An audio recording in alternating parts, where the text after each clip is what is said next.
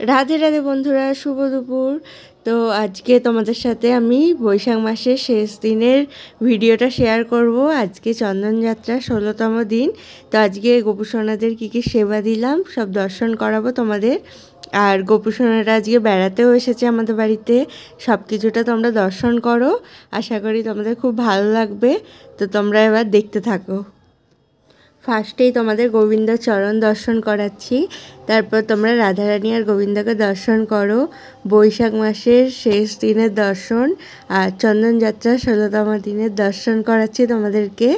এই যে আমাদের ছোট্ট ছোট্ট গোপুসোনারা যে বেড়াতে এসছে, এখানে মাধব আছে, মাধব আর গোবিন্দ আর ননী তিনজনেই এসেছে।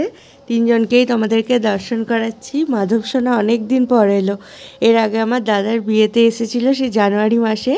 আর আবার মে মাসে ঘুরতে এলো মাধব সোনা। ওর সেবা নেওয়ার ইচ্ছা হয়েছিল, সেই জন্যই হঠাৎ করেই চলে এসেছে। এই যে এখানে গোবিন্দ আছে, এখানে ননী আছে, সবাই বসে আছে একসাথে, কত গল্প করছে আজকে ওরা। এই সেবা নেওয়া হয়ে গেছে ওদের। এখন আমি একটু তোমাদেরকে দর্শন করাবো বলে একটু ভিডিও করছি। সবাইকে তোমরা দর্শন করো। এখানে তোমাদের শ্রী কেশব আছে।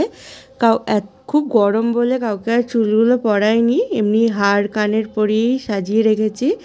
আর এই যে আমার সব থেকে প্রিয় নৃসিংহদেব, তোমরা দর্শন করো। আমি দুর্গাপুজোর সময় গিয়েছিলাম মায়াপুরে, তখন এই পিকচারটা নিয়ে এসেছি। আর এখানে গোমাতা আছেন, সবাই আছেন আমাদের, মানে যাকে যাকে পেরেছি আমি নিয়ে এসেছি। মানে আমি নিয়ে এসেছি বলাটা ভুল, ওনাদের কৃপা ছাড়া আমি কখনোই কাউকে আনতে পারতাম না।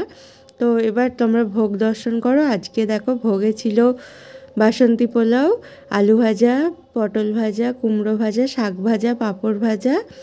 আর তরকারিতে ছিল ফুলকপি আলু পনির দিয়ে একটা তরকারি, আলুর দম, আর সাথে ছিল পায়েস, চাটনি, দই, মিষ্টি আর ফল। ফলে ছিল আম আর মৌসুম্বি লেবু।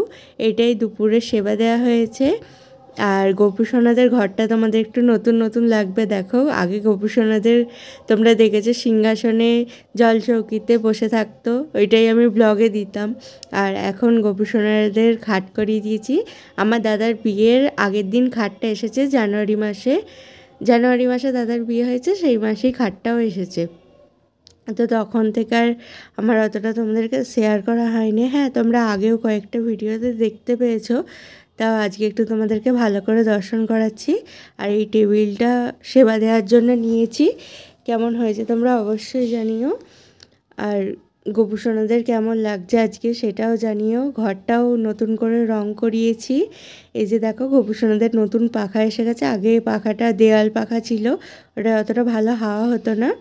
আর এই দেবদেবীদের সিংহাসনটাও একটু পালিশ করিয়ে নেওয়া হয়েছে। কিছুদিন আগে আমাদের বাড়িতে একটু কাজ হচ্ছিলো, তখনই এটাও পালিশ করে নেওয়া হয়েছে। আর সিংহাসনের ওপরে আগে দেখতে তোমরা মা লক্ষ্মীর হাঁড়িটা থাকতো, এখন মা লক্ষ্মীর হাঁড়িটাও দেওয়ালে স্ট্যান্ড লাগিয়ে ওখানেই রাখা হয়েছে। আর তো বন্ধুরা, আজকের ভিডিওটা এত পর্যন্তই থাকলো। তোমাদের কেমন লাগলো অবশ্যই জানিও।